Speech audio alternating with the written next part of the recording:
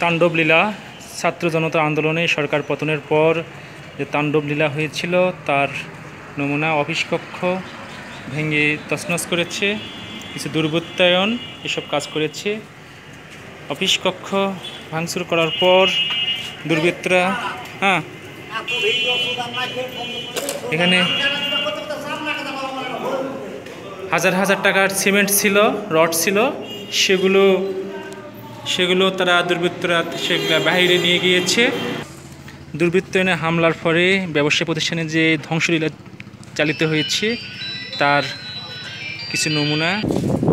দুর্বৃত্তের হামলার ফলে যে ধ্বংসস্তূপ, চারিদিকে লাখ লাখ টাকার যে সম্পদের ক্ষতি হয়েছে, এই ক্ষতি নিশ্চয় ছাত্র জনতা চায়নি, এটি দুর্বৃত্তদের মাধ্যমে হয়েছে। গোডাউন থেকে লক্ষ লক্ষ টাকার সিমেন্ট, রড,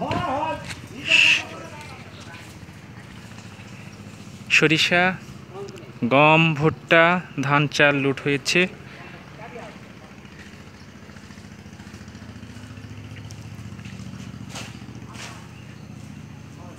চারিদিকে ছড়িয়ে ছিটিয়ে রয়েছে কিছু খাদ্যদ্রব্য, ধান, সরিষা, গম, ভুট্টা। এদিক থেকে লুট করেছে কিছু রড, টিন, ঢেউটিন, বিভিন্ন ধরনের লোহার যন্ত্রপাতি। এখানে ছিল সরিষা, গম, ভুট্টা, সেগুলো লুট হয়েছে। এখানে ছিল সরিষা, গম, এগুলো লুট হয়েছে।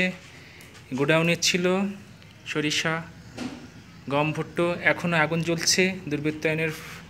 দুর্বৃত্তরা এসব লুটপাট করে নিয়েছে। নিশ্চয় ছাত্র জনতার যে আন্দোলন ছিল, লুটপাটের আন্দোলন ছিল না। ছাত্র জনতা চেয়েছিল একটি সুখী সমৃদ্ধ বাংলাদেশ। লুটপাটের অরাজকতা, এখানে গোডাউনের প্রত্যেকটা ঘর লুটপাটের অরাজকতা সৃষ্টি হয়েছে। এখন আগুন জ্বলছে, চারিদিকে আগুন আর আগুন, দোহার কণ্ডলি, শত শত বস্তা পুড়িয়ে গিয়েছে। দুর্বৃত্তরা লুট করেছে লক্ষ লক্ষ টাকার সম্পদ। এদিকে আরেকটি গোডাউন, যেখানে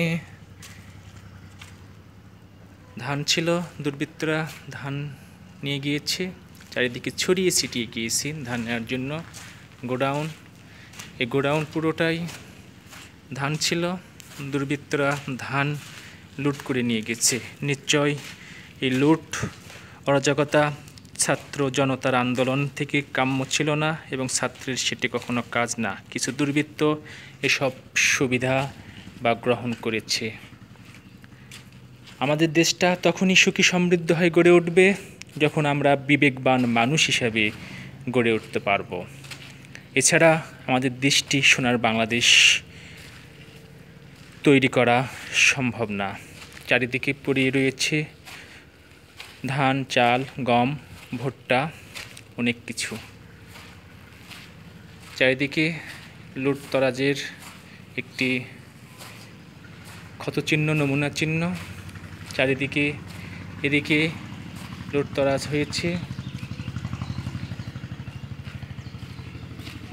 চারিদিকে শুধু পড়ে রয়েছে ধান, চাল, গম, ভুট্টা, বিভিন্ন ধরনের সিমেন্ট। এগুলো কিছু দুর্বৃত্তরা লুট করেছে। ছাত্র জনতার গণ অভ্যুত্থানের পর এসব লুটতরাজ হয়েছে। নিশ্চয় কারোই কাম্য নাই এমন অরাজকতা সৃষ্টি। সবাই চায় একটি সুখী সমৃদ্ধ বাংলাদেশ তৈরি করার।